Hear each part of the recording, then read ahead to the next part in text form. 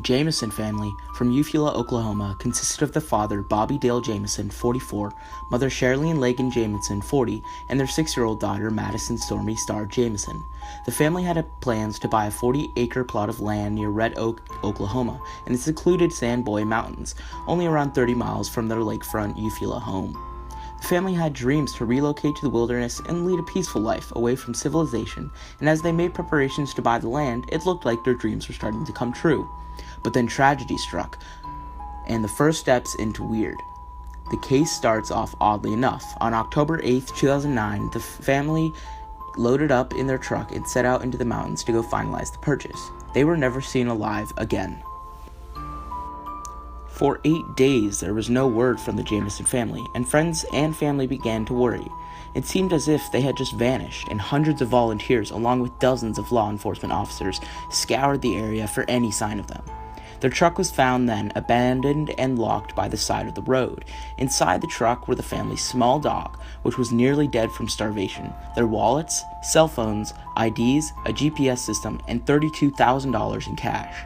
Sensing something was awry, Latimer County Sheriff Israel Beauchamp immediately launched a massive search for the family, which included drones, tracker dogs, and hundreds of police and volunteers, some on horseback, all of which turned up absolutely nothing at all. It was as if the family had simply stepped off the face of the earth. Police suspected some sort of foul play, but there wasn't much information to go on. Over the next 8 months, there would be one of the most expensive manhunts in Oklahoma history, leading to the tracking down of numerous leads and interviews of scores of potential suspects, all of which turned up absolutely nothing. It would not be until 4 years later when the family would at least be found, although in a state far from living.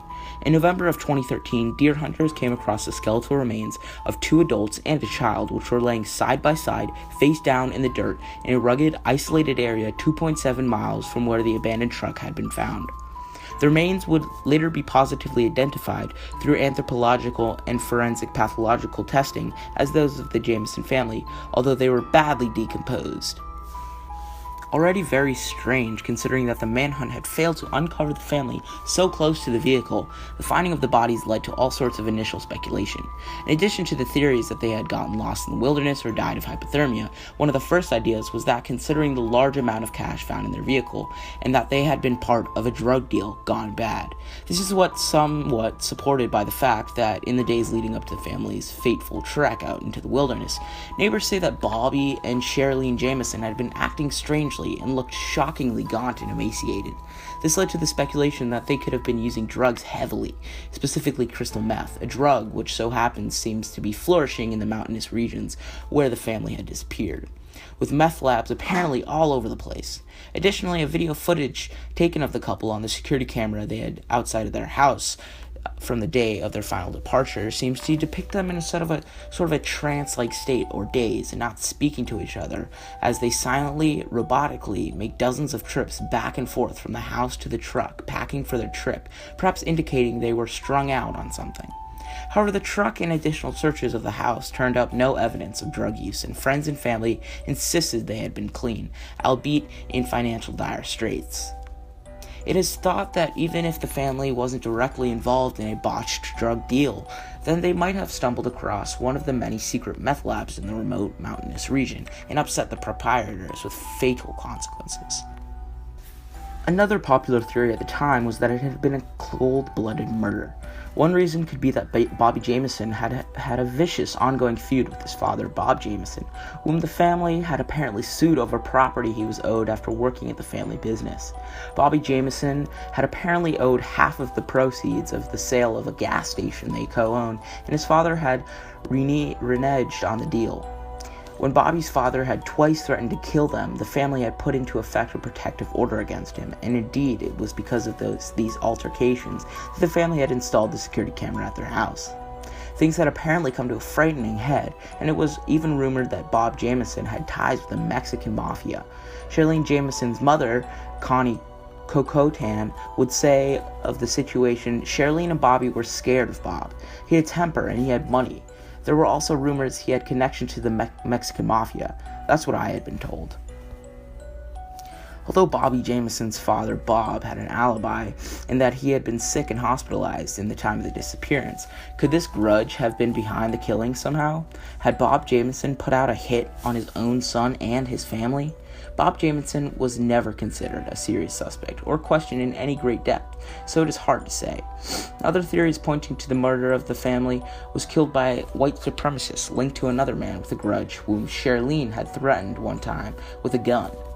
In the incident, a man who had been renting a room with the family began slinging racial epithets and insults at the woman, who was part Native American.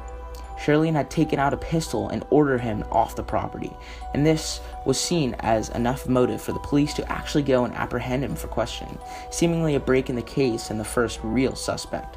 However, in the end, the man's alibi held up and he was released. Whoever was behind it, the mother of Charlene Jamison, insisted that it was certainly murder, stating, "There's no way they just wandered off and got lost. What I truly believe is that they went up there, saw something they shouldn't, and were murdered by someone. Who that is, I just don't know. The way their truck was left, it looks like it had been forced to stop by someone. Everyone around here knows there are lots of evil people up in those mountains. It's where outlaws like Jesse James used to hide out. It's so isolated, I'm scared to go up there." It has also been suggested that the deaths may not have been caused by outsiders, but were actually the result of a murder-suicide within the family. There is certainly circumstantial evidence pointing to this, as both of the adult Jamisons had various times suffered from severe depression, an issue which was only intensified when the freak tragic death of Charlene's sister, Martha, from a bee sting on the tongue, as well as the constant pain Bobby was in due to traffic accident he had been in. Further supporting this was an 11-page hateful letter written by Charlene directed to her husband, which was found in the car, and a .22 caliber pistol, which the family had kept in the truck, had been missing. A coroner had also claimed to have found a small hole in the back of Bobby Jamison's skull, suggesting that he had been shot, but whether this was caused by a bullet or something else remains unknown. Did Charlene murder her family and then kill herself? Considering the other bodies had no such holes and the .22 was never found, it seems like we may never know. The family of the victims, for their part, insist that the Jamisons were a loving family, devoted to each other, and none of them would have ever done such an evil thing. Further information that would come up pointed to strange possibilities, and this is where things take a turn for the truly bizarre, entering the realm of witchcraft, the occult, and the paranormal.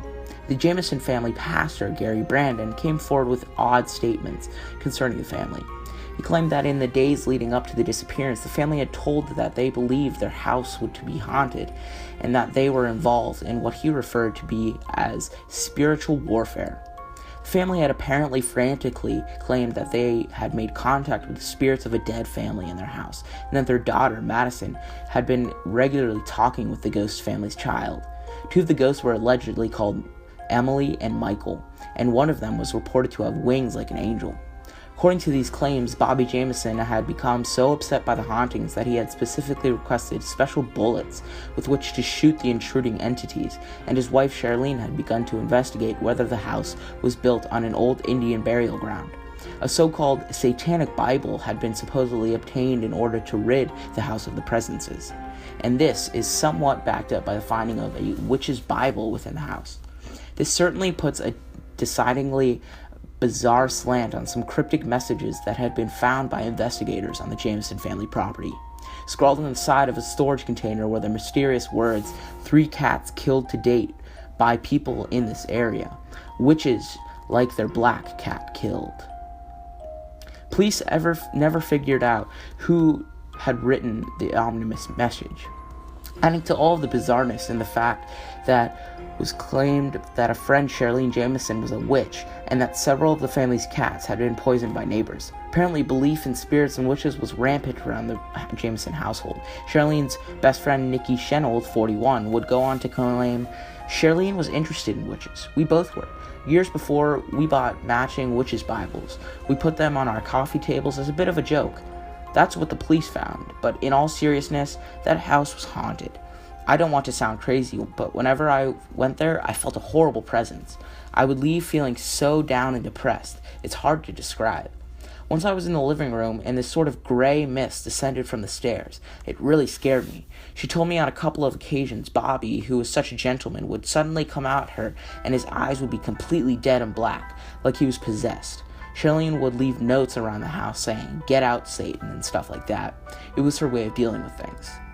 This all takes the case further down the rabbit hole of weird, and to top it all off, Charlene's mother later went on to state and that she believed that her daughter had been the target of some sort of cult that ended up on their hit list.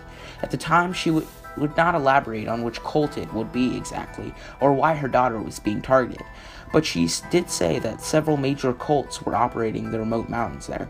It is claimed, somewhat bolstered by an article on cult activities in the newspaper The Oklahoman in 1993, around the same time as the whole David Koresh and the Branch Davidian cult compound near Waco, Texas affair, in which a U.S. Marshal stated that some cults have found a home in eastern Oklahoma, and some of them are extreme.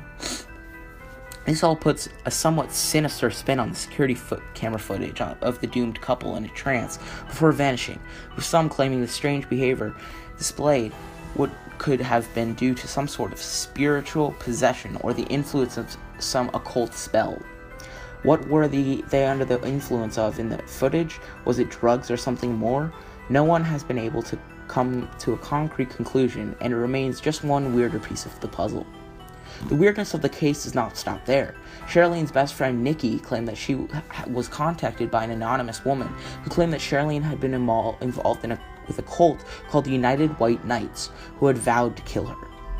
Making this claim spookier was the talk of an abandoned wreck of car found near the Jamison vehicle, which had long been used for shooting practice, and the writing of various venomous satanic messages scrawled all over it, which Charlene had allegedly written messages such as "God love you" and "peace," although the anonymous tipsters seemed to be saying empty threats at the time. Nikki would speak of strange occurrences which happened in the aftermath of these messages, saying, "I went up into those mountains about a year later, and near where the bodies were found, there was a line of cars parked with Texas license plates. When we got near the actual spot, there were a couple of gunshots. They sounded like warning shots to me. I don't scare easily, but that place really freaks me out. There's something not right about it." Another odd finding is the final photo of Madison found on Bobby Jamison's cell phone, which appears to have been taken up in the mountains on the day of the disappearances. In the photo, Madison appears to be looking away from the camera with an unhappy look on her face and her arms crossed. Charlene's mother has insisted that Madison loved to have her photo taken, and if things had been normal, she would not have looked like that. What was going on in that photograph? Is there any clue to be gained from it? So far, no. It only possesses more questions. This is all strange enough on its own, but let's consider the case's possible link with yet even more strangeness.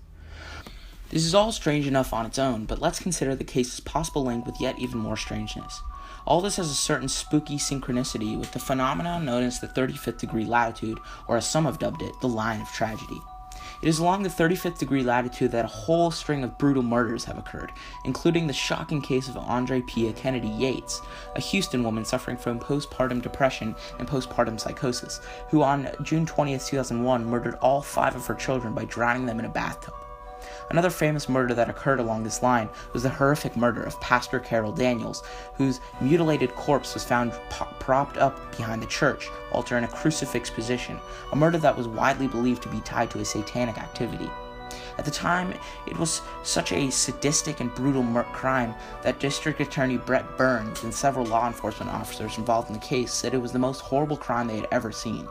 The 35th degree latitude was also where Timothy McVeigh carried out the bombing of Alfred P. Murrah Federal Building in Oklahoma, which killed 168 people and injured nearly 700 others. Where did the Jamisons disappear? You guessed it, the 35th degree latitude. In addition to these murders, another disappearance eerily similar to that of the Jamison family and occurring along the 35th degree latitude as well was the mysterious vanishing of Tommy Raymond at Estep. After visiting Eufaula, which you may recognize as the very same town where the Jamisons had been living, he proceeded to disappear, and the police would later find his abandoned truck at the highway crossroads near Wetumpka, Oklahoma, lying on the 35th degree north latitude.